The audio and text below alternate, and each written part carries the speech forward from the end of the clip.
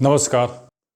Bharatiya Janata party के अभी तक के सबसे लोकप्रिय नेता और देश के प्रधानमंत्री नरेंद्र मोदी क्या एक मुद्दे पर आम आदमी पार्टी के संयोजक और पूर्व मुख्यमंत्री अरविंद केजरीवाल से हार गए हैं?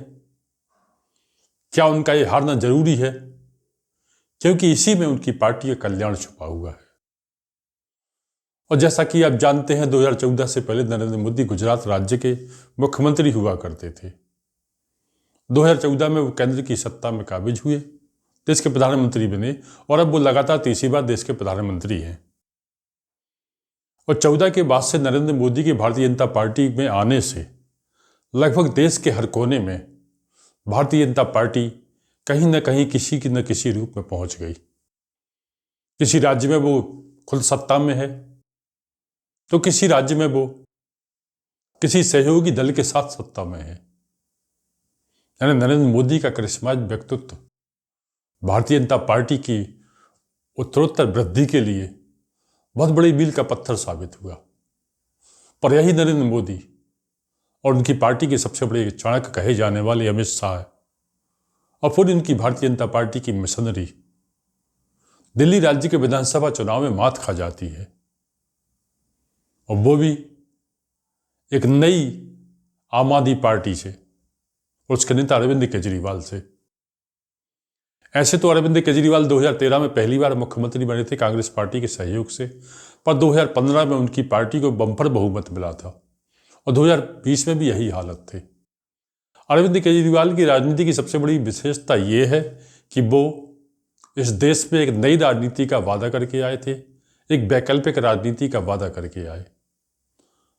और 2015 में उन्होंने दिल्ली की जनता से कई प्रकार के वादे किए थे, जिसमें मुख्य थे दिल्ली की जनता को मुफ्त पानी देना, मुफ्त बिजली देना, मोहल्ला क्लिनिक और शिक्षा की व्यवस्थाएं। इन योजनाओं के संदर्भ में अरविंद केजरीवाल का तर्क बड़ा ही जबरदस्त था। उनका कहना था, उस समय चूंकि कांग्रेस की सरकार केंद्र में थी गठबंधन के तहत, और कांग्रेस की सरकार ही दिल्ली में हुआ करती थी, तो केजरीवाल का कहना था कि इन सरकारों के दौरान जो भ्रष्टाचार हो रहा है, जो बेईमानी हो रही है, यदि उनकी पार्टी सत्ता में आती है और वो मुख्यमंत्री बनते तो ये बेईमानी वो बंद करेंगे, भ्रष्टाचार बंद करेंगे, और इससे जो पैसा बचेगा वो उन योजनाओं पे खर्च करेंगे जिसकी उन्होंने बात की थी, बिजली की या पानी की या स्वास्थ्य की या शिक्षा की। अब जनता को ये बात नहीं लगी कि भ्रष्टाचार का पैसा बचेगा और वो पैसा जनता के कल्याण में खर्च होगा। जाहिर है इससे किसी को कहीं नुकसान होने वाला नहीं था। तो अरविंद केजरीवाल को 70 विधानसभा सीट वाली दिल्ली में पहली बार 2015 में 67 सीटें मिल गई थी। 5 साल उनकी सरकार धड़ल्ले से चली। यही कारण था कि 2020 के विधानसभा चुनाव में अरविंद केजरीवाल और उनकी पार्टी के प्रति दिल्ली में लगभग कोई एंटी इनकम्बेंसी नहीं थी। इसलिए 2020 में 70 में से 62 सीटें लेकर वो फिर दिल्ली राज्य के मुख्यमंत्री बन गए। पर इस बार दिल्ली अरविंद केजरीवाल का कार्यकाल काफी विवादों से भरा रहा। जिस ईमानदारी की बात करते हुए वो राजनीति में आए थे, जिस भ्रष्टाचार को जड़ से उखाड़ देने का वादा करके वो सत्ता में आए थे, उसी भ्रष्टाचार के आरोप उन पर, उनकी पार्टी के बड़े नेताओं पर लगे, यहां तक कि वो जेल तक गए। फिलहाल वो जमानत पर है। पर अरविंद केजरीवाल ने जनता को मुफ्त योजनाएं जो देने की बातें की, उसको लेकर नरेंद्र मोदी खासे परेशान रहे। आपको याद होगा मोदी ने इसको लेकर रेवड़ी कल्चर कहा था,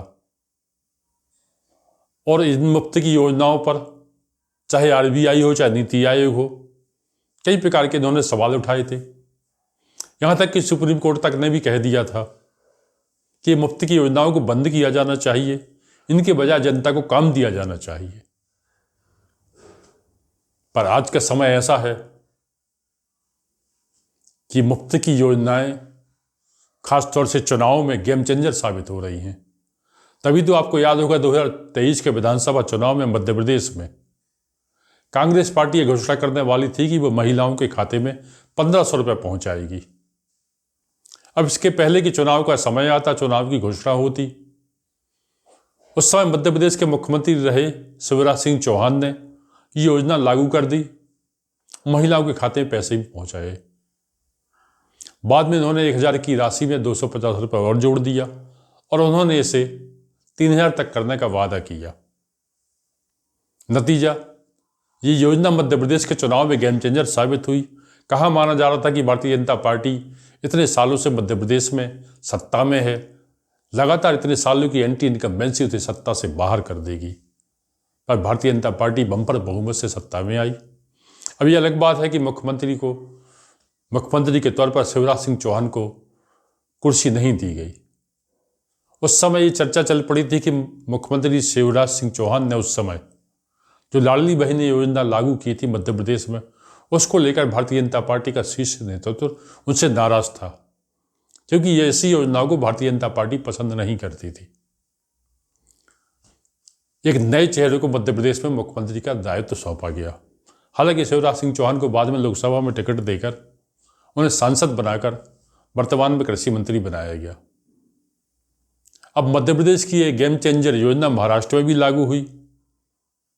नतीजा वही, महाराष्ट्र में भी ये गेम चेंजर साबित हुई, झारखंड में भी ये गेम चेंजर साबित हुई। अब इसी योजना को लेकर अरविंद केजरीवाल फिर से सक्रिय हैं। सबसे पहले अपने प्रचार की शुरुआत उन्होंने इसी योजना से की।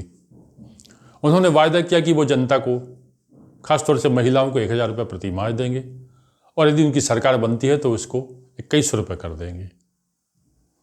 अरविंद केजरीवाल चूंकि आज की राजनीति के रेवड़ी कल्चर के बहुत बड़े बादशाह माने जाते हैं, वो चुनाव में अपना कोई ये छपाया हुआ घोषणा पत्र लेकर तो आते नहीं हैं। वो इसके बजाय अलग अलग दिन अलग अलग योजनाओं की घोषणा कर देते हैं। इसलिए उनसे पार पाना कांग्रेस पार्टी तो बहुत दूर की बात है, खुद भारतीय जनता पार्टी के लिए काफी मुश्किल साबित होता है। तभी तो अरविंद केजरीवाल की जिस रेवड़ी कल्चर की भारतीय जनता पार्टी कल तक आलोचना करती थी, आज उसी की मुरीद हुई दिखती है। क्योंकि अरविंद केजरीवाल ने अपने रेवड़ी कल्चर के तहत, जिनको आज हम रेवड़ी कल्चर कर रहे हैं या फ्री विज की योजनाएं कहते हैं, उनको लेकर जो बातें कही हैं, भारतीय जनता पार्टी ने उन्हीं बातों को और आगे बढ़ाया है, उनमें कुछ सुधार करके, उनमें कुछ बढ़ोतरी करके। इसलिए इस मुद्दे पर माना जा रहा है कि प्रधानमंत्री नरेंद्र मोदी अपनी तमाम कोशिशों के बावजूद अरविंद केजरीवाल से इस जगह पे हारते हुए दिखाई दे रहे हैं। अभी अलग बात है कि दिल्ली चूंकि भारत की राजधानी है, ज़्यादातर मीडिया समूह का जमावड़ा दिल्ली में होता है। कई यूट्यूब चैनल चलाने वाले लोगों का भी जमावड़ा दिल्ली में लगता है। और अरविंद केजरीवाल की राजनीति की एक विशेषता है, वो घर से निकलते ही किसी ना किसी नई योजना की घोषणा कर देते हैं। इसलिए दिन भर वो मीडिया के लाइमलाइट में बने रहते हैं। जब तक भारतीय जनता पार्टी उनकी किसी योजना की काट में अपनी कोई योजना प्रस्तुत करती है, केजरीवाल दूसरे दिन फिर किसी नई घोषणा की बात कर देते हैं। और उस दिल्ली में जहां पे पर कैपिटल इनकम काफी ज्यादा है, इसलिए वहां बेरोजगारी की दर भी कम है। दिल्ली राज्य में चुनाव के दौरान राजनीतिक पार्टियां दिल्ली के लोगों के लिए जितने प्रकार की योजनाओं की बातें कर रही हैं, ये तो तय है कि सरकार किसी की भी बने, दिल्ली वालों की मौज ही मौज है। अब ये अलग बात है कि देश में कई राज्य ऐसे हैं जहां इन योजनाओं के लागू होने की वास्तव में जरूरत है। क्या ऐसा कभी हो सकेगा कि ये योजनाएं उन राज्यों तक पहुंचेंगी? आने वाला भविष्य तय करेगा। बहरहाल नरेंद्र मोदी फ्री कल्चर के नाम पर, रेवड़ी कल्चर के नाम पर अरविंद केजरीवाल से हारते हुए दिखाई दे रहे हैं। पर उनकी हार क्या उनकी रणनीति का एक हिस्सा है? क्योंकि हार कर जीतने वाले को ही बाजीगर कहते हैं। तो क्या नरेंद्र मोदी खुद हार कर अपनी पार्टी भारतीय जनता पार्टी को जिताना चाहते हैं दिल्ली राज्य में? क्योंकि 1998 के बाद से भारतीय जनता पार्टी दिल्ली में सरकार चलाने को लेकर बेताब है। उसका ये सपना क्या नरेंद्र मोदी की इस हार से पूरा होगा? इसके लिए हमें आने वाले कुछ समय का इंतजार करना होगा। तो रुकते हैं आज यहीं। आपसे अनुरोध करते हैं कि आपको इस वीडियो में यदि काफ़ी कुछ अच्छा लगता है तो अपने कमेंट्स में लिखकर हमें ज़रूर बताइएगा। नमस्कार।